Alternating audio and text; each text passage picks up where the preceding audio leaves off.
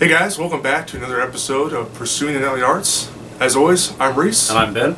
And today we have a video from you guys, requested from you guys, covering our harnesses.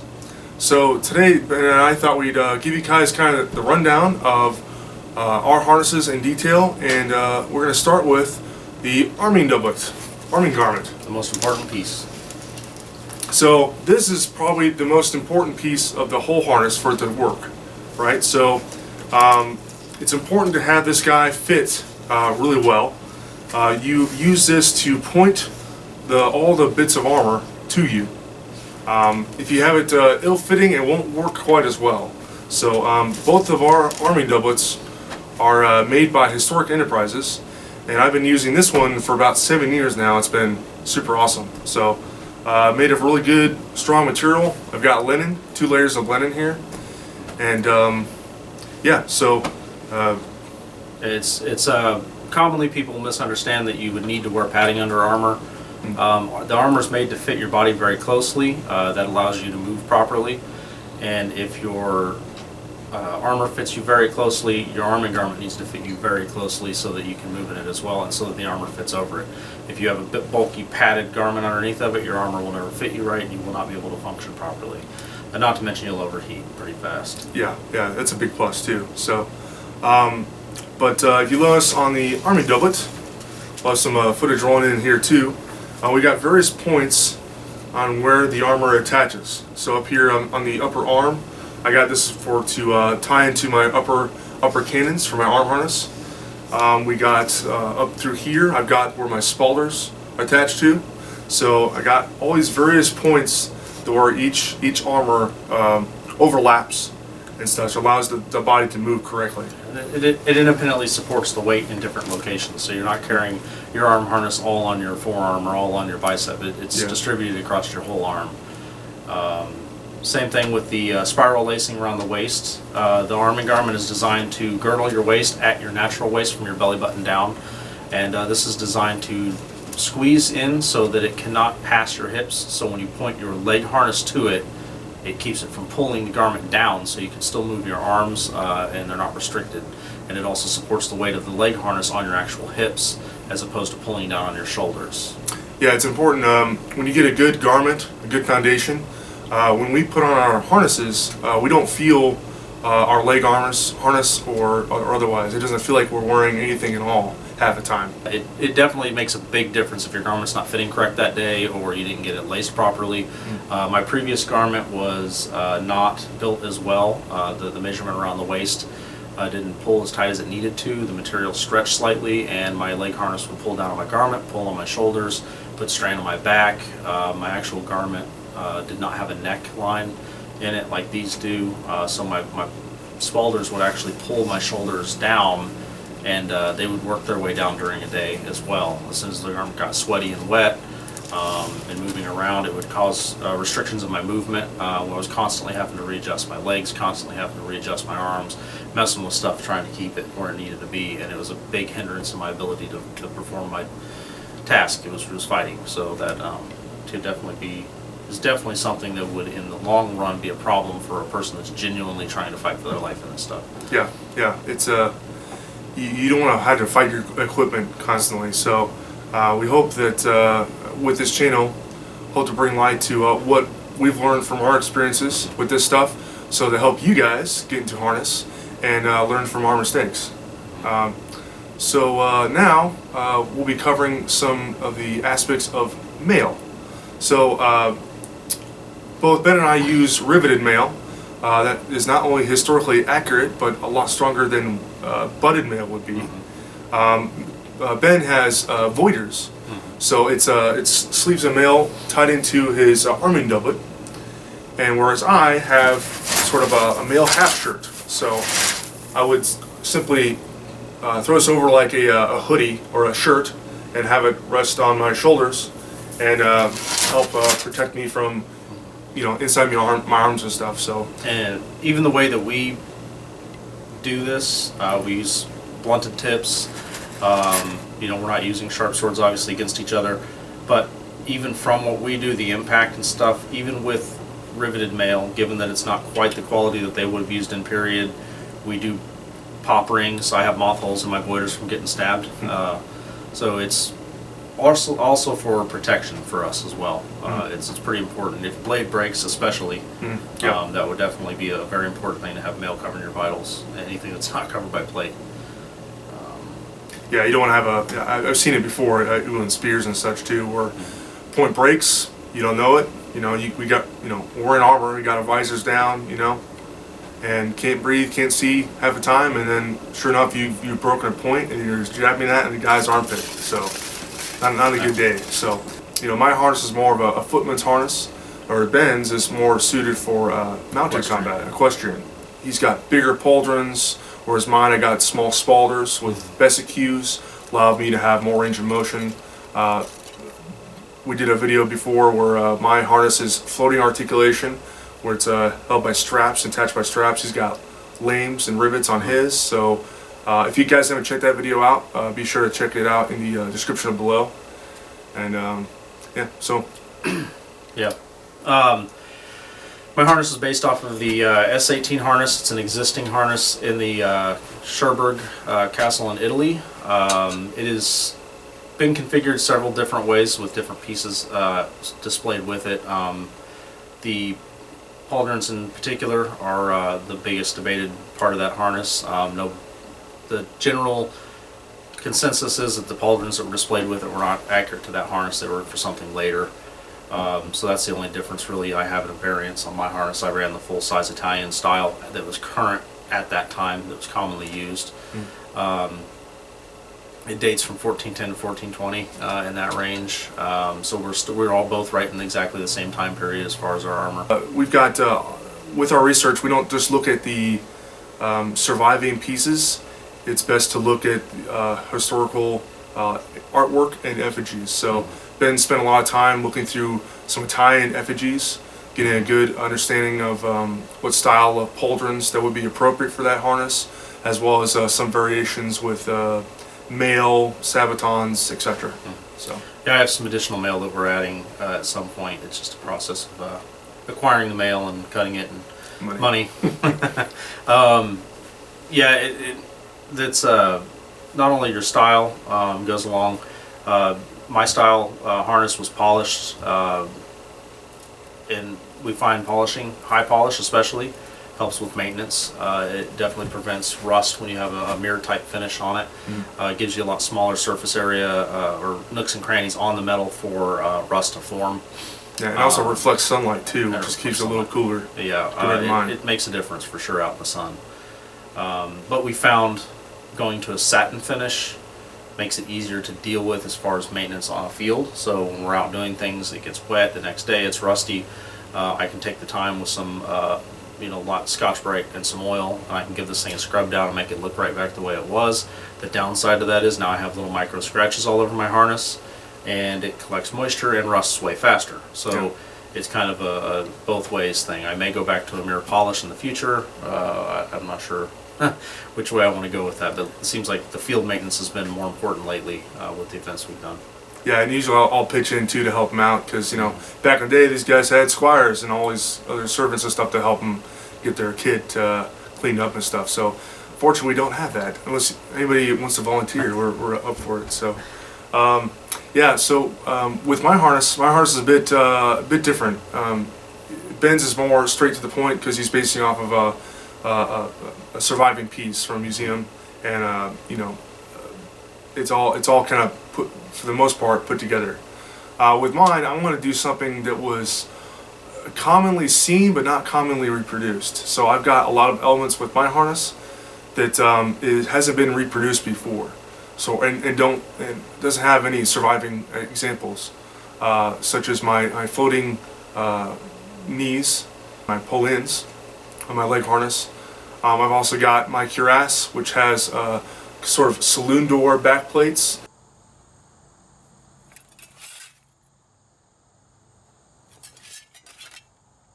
But yeah, then I had the scale fault, which at the time when we were making it, I hadn't seen that really reproduced. So I wanted to see what that was about. It was very much experimental archaeology, as it were. So and there's been a lot of interesting stuff with that fault. as far as the way it functions, the way it moves, the way it deflects attack. So lastly, with the the finish of my armor is black, and I get quite a lot of flack for that from a lot of people, because most people think of knights and men in armor being polished steel, right? So with my armor being this black, it is great for maintenance. I don't have to really do much of anything to maintain my harness. So from studying the historical artwork, I had to keep in mind that what I'm maybe seeing is black, but maybe the patina. This is where we go to other references and looking at effigies and such. Tobais Capwell actually did a great segment with our friend Matt Easton from Schola Gladitora, where he covered some effigies and discusses how they would have blackened their armor, or evidence of them blackening their armor. So you can check that out, that little clip right here. But there are some effigies, there are a couple of examples that survive with enough painted decoration to show that they had black armors. There's a couple of nice examples around in this area where it still has enough of the polychromatic decoration to show that the main surfaces of the armor were black. I mean, black, not blue, black. And they sometimes combine that with fully gilded elbows and knees, or they have fully gilded shoulders and then blackened upper and lower arms, gilded gauntlets, black fingers, gold fingernails. There's a lot of that kind of thing. But the color does play a role, and you see that right through the 15th century, just as you do on the continent. You have to, in all styles in the 15th century, you have to allow for some painted armor, some blackened armor, blued armor, gilded, all of that. So not only do we want to just show you guys our armors in detail and all that, our research, we want to show you, explain to you guys our personal experiences with our harnesses, what we found out all along the way. So with me, one of the coolest features of my armor that saved my butt numerous times are my vesicles, little round discs. Those have saved my butt numerous times from getting popped in the armpit, and you'll see the various footage of me from the past and of recent where I don't have mail. My mail is still being worked on, so it's still in progress. So I rely on my vesicles heavily to deflect attacks to my armpit. So you think, I had sort of the mindset initially that what is a small disc going to do against thrust and attacks from below. So they were actually work quite well, and you see that a lot in the effigies and stuff in the early 15th century, especially English effigies where they prefer to fight on foot. So that's kind of a cool thing. I'm always quite surprised at how well those things defend me. Yeah, I always find trying to get a point in on you. It has that tendency with that shape of that vesicule. You'll catch it just right. The vesicule will turn, capture the tip, and it'll hold it right there and won't let it go into where I want it to go. Yeah. So it does it from multiple angles. It'll turn and adjust itself. It kind of floats right there in that socket, and it does its job of keeping the point from going in, which is pretty amazing for a piece of disc hanging there off a piece of leather. It's just leather. Really, it's just suspended by leather and just kind of rotates wherever this force is being driven up to. So that's pretty cool. But let's discuss your pauldrons. I've switched to some larger pauldrons. I have some nicer ones in the work. These are the ones I have right now are an Indian made, fairly cheap one. They don't cover my back properly, but they do cover well still. They move okay. I found that if I tug up tight, keep my arms in and get a good defensive posture, that I'm almost invulnerable thrusts into my armpit. It's a pain in the ass trying to get a point on him. He's like a tank. So it just huge, deal of metal just covering that side. It's really tough to get a point in, especially with half sword. This is probably why I prefer to fight Ben with poleaxe, because they just use them all and hit anywhere. So, but his pauldrons are more suited for equestrian stuff. Yeah. So the Italians like to fight mounted on horseback, so that's really great for deflecting lances, and he's pretty decent too for if you were to fight on foot too.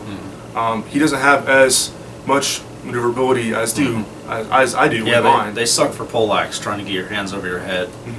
Trying to hold your arms over your head at any length of time is exhausting with the pauldrons. You wouldn't think it, but a few more ounces of weight, lifting it up, it's ounces turn to pounds. definitely it'll wear you out lifting those pauldrons up. Yeah. So I guess experiences. My Armet, that's a good, perfect example of an experience. We know a couple of other people that have the Sherbrooke S18 Armet made for them. One of them in particular had his made exactly to the specifications of the original, and I found that it hit him in the chin very bad. Kind of general consensus, we come to the decision that the guy had no chin that had that Armet. We had mine made to my specifications with my chin measurement, neck measurement, everything else. And as you can see with mine, it has a little bit of a chin scoop in there. And my chin actually sits right in this pocket, which both help stabilize the helmet so I can look around, move my head, it stays right with me. But at the same time, does put even pressure on my chin with it being formed exactly there. So I can imagine one that was straight down like the original could be pretty uncomfortable at times. That's just something, just in differences in wearing it, and experience and the difference in the helmets that I found anyway. Yeah, Armets are pretty cool. I'm actually quite jealous of how much vision and able to breathe with his helmet compared to mine. So even with the visor down. Definitely, that's very, very impressive for sure. I found we did some group fighting with against multiple opponents at one time. And I found that, and it's the first time I realized it because we had been fighting one-on-one, jiu-jitsu duel style all this time. And the first time we did a melee type fight with this helmet, I closed my visor and suddenly realized that I can watch the guy over here and I can watch the guy over here at the same time without having to turn my head, because I can see out of my helmet. I can see out of my breath slits here, or my slits here that cover the picket fence. They line up so I can actually see out of those. My ocularia grill here, I can see a good pan. Granted, it's at this level, but everything down below I can see out of here in my breaths, which is pretty impressive to me, and how well I could actually keep track of everybody. Yeah, that's pretty cool. I thought I'd be able to sneak up on your peripheral vision a little bit, but you actually snipped on me pretty good. So, this helmet, the S18, unfortunately the visor does not survive with it. So, part of the reconstruction process was to go through some historical artwork, and we found a visor close to it. We based this one off of in Fiore. So in this case, where the visor didn't survive, we found some historical artwork, and we were able to kind of have something that would be possibly fit with the style of Armet. So. And of course, it has the hinges here where you can swap out different styles of visors too, depending on what your needs are. So with my bastinets, mine is based off the S18, S16, S17 bastinet. So in Sherbrooke armory as well. That is an Italian style harness, bastinet helm, the visor, but you do see in the French and English historical artwork that there's similar visors being used. But yeah, my helmet, I quite like it. It's got the grill kind of ocularia, which looks super cool and menacing. The ocularia is closer to my eyes, so I've really good peripheral vision, really good visibility. When I look through that sort of post in the center of it, my eyes look around it, so I don't really see any of the vision. It doesn't impair my vision as you would think. I get asked quite a lot. It's like, how do you see out of that visor? And it's like, oh, it's just how your eye kind of picks up things. So the snout on it is especially cool. It's deflected quite a lot of tack. I found with poleaxe and stuff, especially thrust at my male advantail. That'll be considered a point, and especially poleaxe, because that would be just essentially a big old spike stab my shoulder and or throat. So that thing's deflected attack quite effectively. So now we get to the part where we talk about what we want to improve with our kits. So I'll start with you. you kind of touched base a little bit on this, but your pauldrons. Yeah, my pauldrons are on the list of improvements. I want to get a set made that are a little more appropriate in scale and fit me better. I've tweaked those a little bit to make them fit a little better, but they're just not big enough to actually fit around. I would like to add strips of mail for my along my bottom of my fold. On that particular harness, there is a strip of mail that's a secondary groin guard that hangs down in front of your mail skirt as well, to add one more thing for a sword point to snag onto before it gets to you. The Italians are pretty yeah, popular for doing that. Yeah, definitely. So. And they also have an extra bit of mail on the demi-greave that hangs down. I'm not sure if there's a function for that yet. It's possible that it's for an equestrian thing. That's been a speculation for some time. It looks really cool. Yeah, it looks cool. But you know, it could have very well been a target there. You know, where the greave and the demi-greave, you know, meet. So, yeah, with mine, I like to improve, you know, my leg harness. I like to get a custom greave made. You know, something in spring steel. More custom. More custom. You know. It was pretty good for the time, but being that I'm an amputee, I gotta protect the one leg I've got. So a few years back, I was batting with my good friend Garrison, which you guys saw in an earlier video, and he was going for a throw, and my upper body went, my prosthesis stayed put, and I got in a kind of a pretzel. So almost hyperextended my ankle there, so that was not good. So. I want to get a saboton and greave for sure, and being that we were playing with the joint manipulation techniques, blowing at the knee, I thought it was a really good idea to get some articulated leg harnesses. So that's next on the list. You know, got to protect the one knee too. So other than that, is kind of like just maybe upgrading my kit to be more spring steel. So something a little more lighter gauge and stronger, and you know, all that. That's kind of an important point too. With the way we play, at the way the plays go, there are a lot of point work. There are some striking with the pommel. Poleaxe is probably the worst for the blunt force, aside from a heavy weighted sword pommel.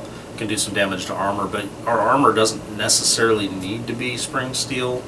A lot of armor in the time period was not, so it's very, you'll get dense. The way we're not smashing the crap out of each other, so our armor tends to hold up very well, although spring steel just makes your life easier. My helmet's spring steel, you know, no dents yet. It's taken a few good hard pommel strikes, and it's you've taken a lot of use of the thing. So. And you know that helps out. Your gauntlets being spring steel obviously cuts weight for the amount of strength you get. Spring steel does cut weight everywhere. You can run a lot lighter gauge. My arms, my hedgecock arms are spring steel. They cut so much weight off my arms. I've been fighting with a 16 gauge mild steel arm harness. I think it was Lewis Morris who made that one. And it articulates well. It's not the perfect setup. The lanes aren't quite fit right, but it does articulate very well. But it was heavy. And it did not have the tulip-shaped vambraces that fit my arm real well, so I got this new Jeff Hedgecock arms, which are lightweight. They fit my forearms very well. They're really close fitting. The articulation's great, but it almost felt like I was wearing no arm harness at all when I switched into those. Yeah. Because the other ones were so heavy, it was a night and day difference. There again, not ever wearing spring steel, I never would have known. So. Yeah, it's you know, we realize that not everyone's going to have the funds for, you know, a custom made harness. You know, we got pretty lucky. Yeah, I don't. Well, you know, Ben works with metal and stuff, and I met up with a good friend of mine, Trevor Clemens, who made my harness and stuff. He's with the Medieval Swordsman Guild of Kansas City, and you know, he does armor night. We get to spend, you know, 2 days a week making armor. So pretty thankful to have met him, and you know, cranked out some armor. So. You know, otherwise I probably wouldn't have had a harness today. So, yeah, we will do a follow-up video here soon on showing you guys how you guys can get a harness on the cheap or cheaper than what you think. So the results might surprise you. So you know, with this channel, we want to encourage others to pursue this side of the art, but also we want to see more people doing it. So we'll help you guys in any way we can. So that pretty much covers what we're talking about. So anything you want to input? Yeah, just for practicing harness, you don't really need harness. You can practice the techniques with, you know, modern fencing gear. Just obviously there's some of the stuff you just won't get because you don't have the protection or the restriction of the armor. So some of it won't feel quite the same as it will when you're actually in a harness. You won't get the breath restriction. You won't get the vision restriction that you're going to have. That's a major psychological hurdle to come over. When you put a full suit of armor on first time, you're closed in, you can't move quite as well as you normally do, which feels like you're drastically choked up and you can't move at all. You really can move a lot better than you feel like you can. You put your helmet on, you close your visor, you're breathing in your own CO2, you start exerting yourself. You know, you get a panic moment probably right the first time you do it that you need to get out now. Your brain tells you you're going to die because it's very anaerobic. So you breathe in your own CO2. You get a high enough level of CO2 and your brain has a little designator in there that says, hey, guess what, you're going to die. You need to stop doing this, and you'll panic. You have to psychologically break that, which from time doing it, you get over, you do get over that, which I don't know, I seem to get over pretty quick, but you know, every once in a while you'll get that little trigger where you feel like you might die. Right. Because you can't breathe, but it's definitely something you'll never get the experience unless you're in full harness, but the techniques, majority of them, the drills, the things that you can actually do out of harness as well. We do practice through some of that stuff without our harnesses on, just for simplicity of not having to spend an hour getting dressed. Yeah. It doesn't quite take an hour, but with just us Takes getting quite a while. dressed, yeah, it takes a little bit of time. Yeah, so we'll create some drills for you guys in the future for those who don't have harness and who want to experiment with learning, you know, the techniques. So we'll do that in a future video to come. So, yeah, if you guys like what you see, be sure to give us a like, share the video, and let us know in the comments. And we'll look forward to seeing you guys next time. Take care.